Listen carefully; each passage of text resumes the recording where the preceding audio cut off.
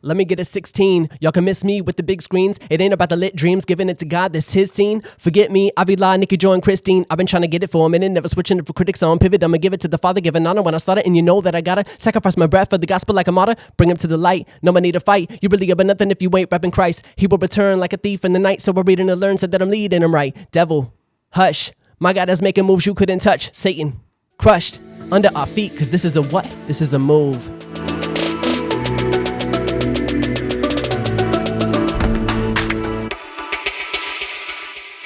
How has your family and the outside, because growing up in church, I'm sure a lot of people are watching what you're doing. Mm-hmm. How have you been received by others as you've gone through the process of in your artistic growth? I mean, it's weird because I have some people that appreciate it. On the flip side, I have some people that don't like it because I was rapping before I got saved.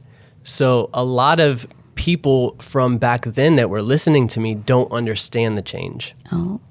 Whereas a lot of people that are seeing the change and have been with me through the church are like, wow, you're growing, you know, you're speaking more of God in your songs. It feels more like you're spirit led in it. So it's really like it's been like both. Yeah. Do you think like some of the negativity has been outweighed by the positivity? Do you think that helped since it's been a little bit of both? Maybe. I don't know. No. I just think because sometimes I ask because a lot of times, you know, I label myself a recovering people pleaser, mm-hmm. right? And as a creative, when you are not really sure who you are, you look to the people around you to give you the confidence to mm-hmm. tell me like, did that sound good? Did you mm-hmm. like this? And so if somebody that is responding to you in a way that doesn't encourage you to keep creating, like, what do you do in that? Are you just like, this is what I have to do, it's in me, I have to release it? Or it's like... It's exactly that, actually. I feel like it's just in me. Like, music has always just been a part of me. I've always loved music, and I don't make money doing music. Like, I really don't. Not many people do. But I have to do it. Like, I have to do it. I can't stop doing it. It doesn't matter if I'm paying money to do it. Like, I'm going to keep doing it because it's just part of me. And I know that it's helping other people. And that's what really steers me and motivates me to keep going is people telling me, hey, this song really inspired me. This song encouraged me. Hey, I was going through a depression, but this song spoke to me. Wow, I love what you said in here. I felt like nobody gets me, but this song makes me feel like there is someone that gets me. Wow, that's beautiful. That's such a gift. I mean, as a creative, I think there's nothing that's more reassuring that, you know, I mean, it's a blessing when somebody can hear your heart and it can bring some healing to them. That's always an encouraging, I don't know, that's like fuel for me. Like, okay, maybe I am pretty okay at this. You know, it's a confidence booster in that. But how I want to kind of, I'm going to jump back. I'm going to jump back a little bit because I want to talk about where were you performing? Like, where would you perform? If you'd always been doing music, where did you practice? I mean, I practiced in front of friends. Did you do concerts? I mean, like, how did that look? Where did you? I did a couple of concerts. I haven't performed that much. I mean, social media makes it seem like people are so much bigger and cooler than they are.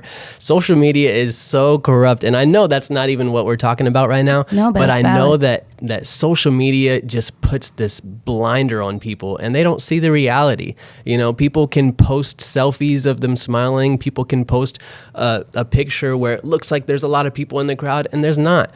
You know, so social media is a facade and I mean, I haven't performed as much as probably people think I have. But I mean, I've done concerts. I did concerts before I got saved. I've opened for an artist that's really big now, actually a few artists that are pretty big now, that are signed to record labels and stuff. I don't know. I'm just thinking like, you know, if you, like, when do you know that I'm a rapper? Right? Like, how do you get to that place? Like, I'm a rapper, other than doing a concert and for more than an audience of one, right? Yeah. Like, how do you know? I I wouldn't say that. I wouldn't say that. I think if you only have an audience of one, you can still be a rapper. I feel like it's also like a very preference based. Some people don't like my style of rap, so they'll say, "Oh, he doesn't rap good." But music is really just it's perspective and it's opinion based. So a lot of just because people do a different style or a different genre doesn't mean they're not that. You know, it might just be that you don't like that. You know, so if you hear a rapper and it doesn't sound appealing to your ears, well, that doesn't mean it's not going to sound appealing to millions of others that actually like that style, you know? Yeah.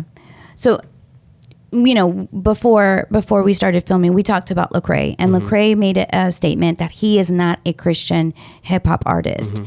He is just a hip hop artist. Like, you do gospel rap music and you're here at the Grammys. So some barriers have already been broken down. Can you just talk about that process? Yeah, well, I mean, you know, first of all, it's just even the labels. Like, I don't try to do gospel music. I'm not trying to be a gospel rapper. I'm a hip hop artist. You know what I'm saying? And so I just want to be honest about what I believe in my music. And so, you know, in the same way Kendrick is gonna be honest in his music about his beliefs, I'm gonna be honest about mine. And how do you feel about that statement?